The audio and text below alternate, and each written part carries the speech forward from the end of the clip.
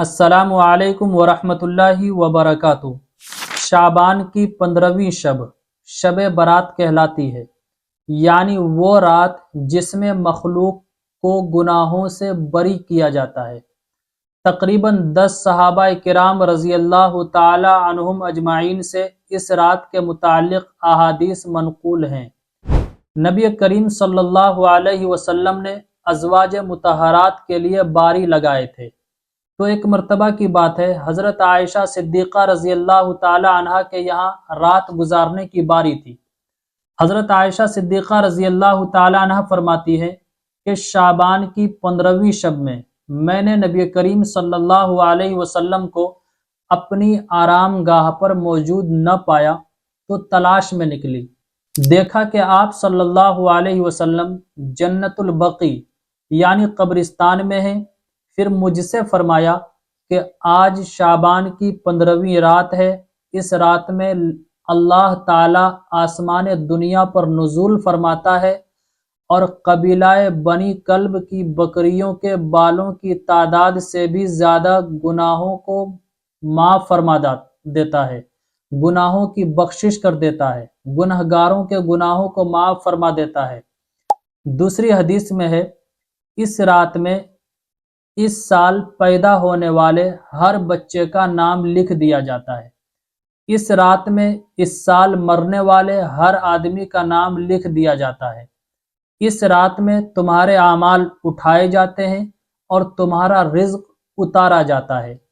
ایک روایت میں ہے کہ اس رات میں تمام مخلوق کی مغفرت کر دی جاتی ہے سوائے 7 اشخاص کے، وہ یہ ہیں مشرک یعنی شرک کرنے والا۔ اب یہ 2 ٹائپس کے ہو سکتے ہیں، ایک تو یہ ہے کہ اللہ کی ذات میں کسی کو شریک ٹھہرانا، اللہ کے علاوہ کسی اور کو بھی خدا ماننا، یہ تو کوئی مسلمان نہیں کرتا ہے۔ لیکن دوسری قسم جو ہے صفات میں شریک ٹھہرانا، جیسے کوئی کسی کو کہے کہ آپ مجھے اولاد دو، آپ ہی مجھے اولاد دے سکتے ہو، میرا کام آپ ہی بنا سکتے ہو۔ جیسے آج کے ٹائم میں آج کی دنیا عاملوں پر بھروسہ کرتی ہے اور عاملوں کو خدا سمجھ بیٹھتی ہے کہ آپ ہی میرا یہ کام کرو گے، تو یہ صفات میں شریک ٹھہرانا ہوا۔ تو چاہے ذات میں شریک ٹھہرائیں یا صفات میں، دونوں شرک ہے۔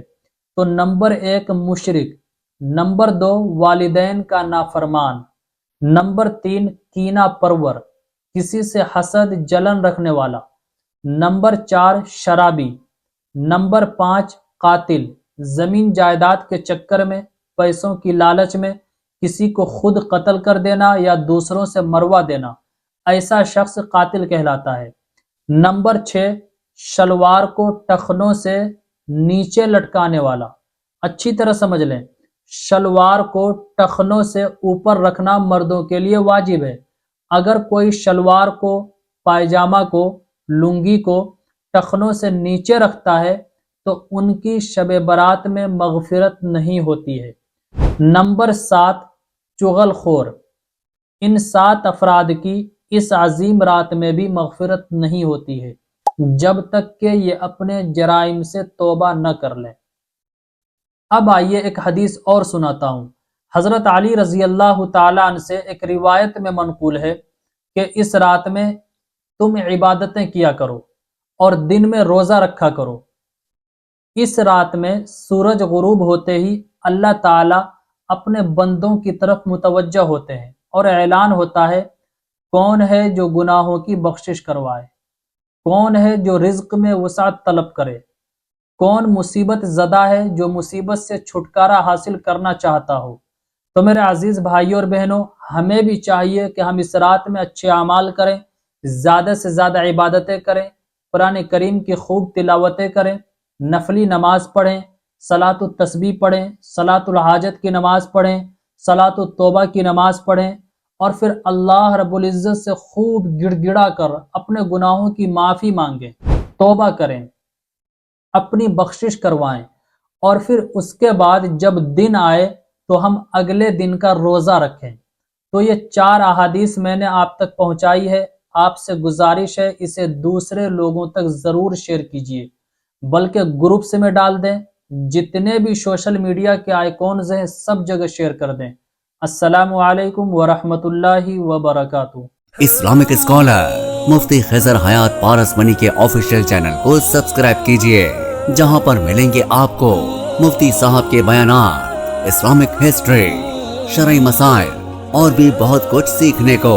जज़ाकल्लाह।